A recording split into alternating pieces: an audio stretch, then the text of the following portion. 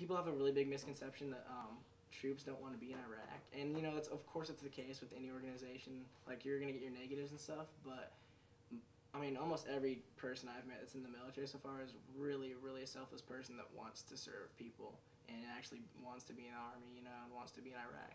And even though it sucks being away from family and stuff, it's a big sacrifice, but they really do want to be there. So it's a good thing that we're there, I think. So if I was called today to go to Iraq or Afghanistan, yeah, it definitely depend on if we're going to Afghanistan or Iraq, how I feel.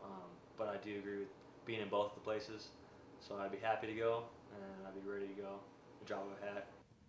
Um, Pretty much the reason that most of the troops would want to be in Iraq right now is because they understand that we have a really extremely good way of life in America, and they probably want to spread that as much as possible to a place like Iraq that is so limited and that has, you know, so much room to grow as a country.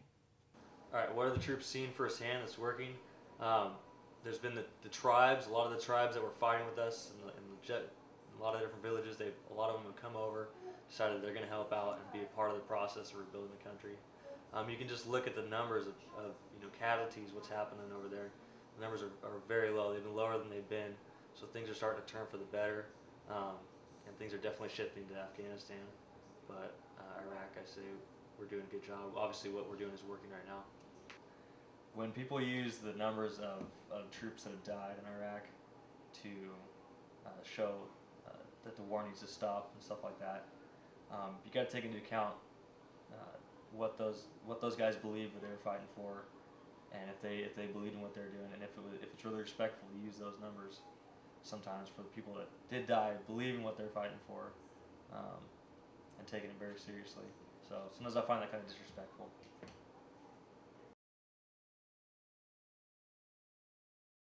During my active duty days, the beginning of my active duty life, when I joined the Navy, was in 1993. It was just after Bill Clinton had gotten elected. I saw plenty of times where people, when Bill Clinton came into office, one of the first things he did was close down a lot of military bases around the world. So I was kind of a newbie in the military at that time, and I didn't know exactly what was going on. All I knew was I was just getting out of basic training, and I was watching TV, and there was a bunch of hearings on TV about closing this base and that base and this base and that base all over the place. And these were buddies of mine that were supposed to go to these bases, and their lives were going to be changed because Bill Clinton had come into office and was closing down all these bases and shutting down all these jobs around the world for Americans. And so I saw in my time, especially early on, a lot of, who did you vote for? Well, I voted for Bill Clinton. Well, you're the reason why I can't do what I want to do, or you're the reason why I was supposed to go to this base and I no longer can, and my family's in limbo, and that kind of stuff. So pressure to vote, not necessarily, but a lot of internal pressure, just coming down upon someone for their own choice. And voting, and that's the reason why this nation is so great. You can vote for whoever you want and why ever you want, for whatever reason you want. And it really shouldn't necessarily be a matter of a public opinion, especially in your place of work. So even if your place of work is working for the person you're voting for, he's the head man. But I saw plenty of people getting very upset at people that had voted for Bill Clinton for that exact reason. And it was not great.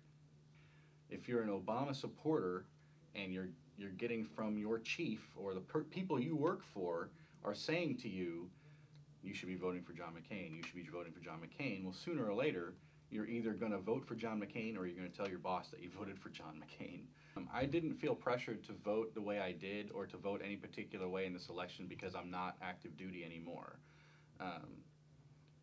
Do I think I would have been pressured had I been active duty? Yeah, I do think I would have been, but it probably would have been towards the way I was going to vote anyway, but I've seen it to where there's been plenty of people pressured during their active duty days. So.